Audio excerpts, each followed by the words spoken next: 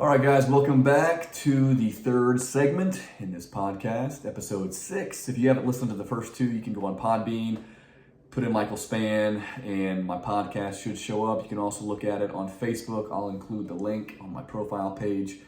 So this last segment, we're going to be talking about who actually are the ones championing women's rights. And if you watch my last episode, I talked in my last segment about, who is targeting our children. And I broke down some of these key social issues that we're seeing today that are just pervading and diluting the minds of our children and just people in general. And I talked about how, guys, right now in the modern Democrat Party, the platform they have embraced, as I said in the last episode, much of it, if not all of it, is antithetical to what truth is. Foundational moral absolutism, science, pure logic. And one of the things I talked about is just the extreme radical approach that many, if not all leaders in the Democrat Party possess. They embrace. And we see infanticide, for example. I talked about that last week about literally it's gotten to this point where states in this country are embracing and trying to promulgate laws that say a mother, a father, a doctor can talk about killing a child born from a failed abortion attempt. And let me just say this very, very quickly, and I want to say this very succinctly. This is not an anomaly. This is not an aberration. This is happening. I'm not using an extreme example to try to apply it to the masses. The fact of the matter is, if you can name me, someone can name me a popular Democrat leader who opposes any form of abortion whatsoever. And it's not just rape, incest, or the mother's life. Because the bottom line is, if you were to say that, okay, if we give you those exceptions, would you be okay with negating every other type of abortion? They wouldn't. They use that as an example, or they use that as an argument to try to, again, give their argument more credence. The fact remains, they want every form of abortion. That's why they will not, when you press and ask them about, a 16-week or, the third trimester, they won't say it. They'll just say women's rights, reproductive rights. Those are fake, phony euphemisms, guys. What is the argument? Let's just talk about the argument real quick. Is the argument life versus choice? Because that is not what you hear from the mainstream press. That's not what you hear from Democrat leaders. The fact of the matter is, the argument is this. You're choosing life or you're choosing termination of life. In reproductive rights, women's rights, that you hear from Kamala Harris, Chuck Schumer, Joe Biden, Nancy Pelosi, all those people and many more, that's just a smokescreen to try to, again, it's demagoguery. It is trying to fear people into taking a position that they say is anti-women's rights. Now, what is women's rights? If I'm being real, who are the people actually championing women's rights? Well, let's see. If we use genders, for example, because we're speaking in absolutes, definitiveness, either a boy or girl.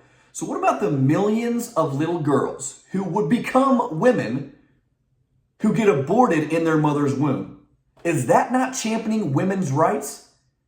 And for anyone to say it's not about abortion, it's not about terminating life, it's about women's rights, that is one of the most illogical, insane statements I have ever heard. What is the most noble thing? We hear social justice all the time. Social justice this, social justice this. What is the greatest act of social justice? Is it not to protect, to defend those who can't defend themselves? To protect the innocent? Is that not what social justice should be? And as I mentioned a few weeks ago, I heard my baby boy in my wife's womb. I heard the heartbeat at 8 weeks, okay? So the reality of it is life. That is the argument. So if it's life, regardless, and here's the thing, here's also just someone to break down this facade and this illusion. Regardless if it's outside the mother's womb, the baby, or inside the mother's womb, it is life. It is real. And they have rights too. Do they not have rights? Is their right to live not more important than someone's right to choose to abort, to terminate that life? I mean, if we just think about this, guys, The animosity and the vitriol people have with saying it is an absolute fundamental right for a woman to be able to choose. Think about the logic of that. It is ending a human life. It's just that is the fact of the matter. And it's not an anomaly. These things, and so they've gotten so extreme now, it's being embraced as infanticide. And if you think for a moment that, oh, they're just wanting abortion in the 8th week, or just the abortion in the, 4th or 5th week, 6th week, right when they can detect a heartbeat or whenever. Guys, it is not. They're not stopping there because they're not going to be satisfied.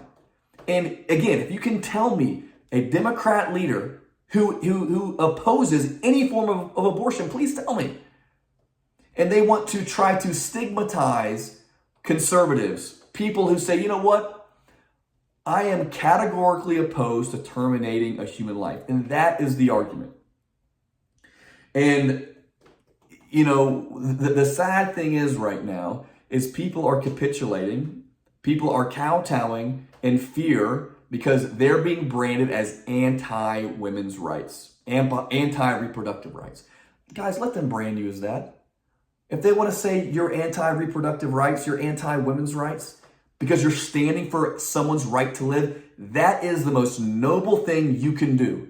The most noble, honorable, virtuous thing. And for anyone to say that it's not about abortion, it's not about anyone supporting terminating life, it's about women's rights, that is, as I said, absurd, illogical, and insane. And we have to be ones who call that out. It is what it is. That's what it is. And if that offends someone, I don't care. If it offends someone that I say a little girl, a little boy's right to live is greater than someone's right to choose to abort, to terminate their life, then okay.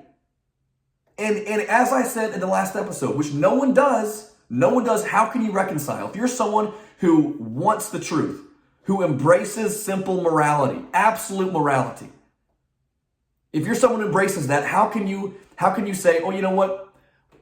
I'm going to support this candidate, regardless of the party, as I said, regardless of the party. Okay? I'm going to support this candidate because, I agree with 90% of what they believe in, and the 10%, which includes abortion, includes some other things. Like, I'm going to end with this.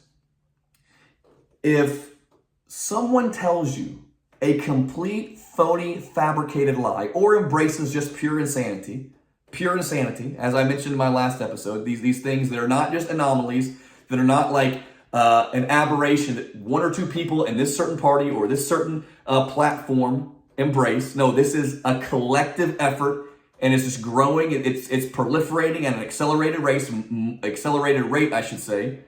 More just waywardness. If you were to tell me, are you going to agree with that person on anything else? How can I agree with anything that person says if they say to me something as asinine as a little girl should have a double mastectomy and she can become a boy, or you should be able to choose whether or not you want to terminate your child's life after a failed abortion attempt? If someone says that to me, and they look at me in the eyes and they're trying to be serious, or they're faking like they're serious, but they're still taking that position, guys, there is 0% chance I will believe anything they say. They have completely delegitimized and discredited themselves. They discredited themselves, from ever having a legitimate platform, especially a public platform. All right, I'm done. Feels good. It feels good just to say the truth. Okay. Anyway, look forward to talking to you guys soon. I will be back. I hope you guys have a good rest of the week. All right. See ya.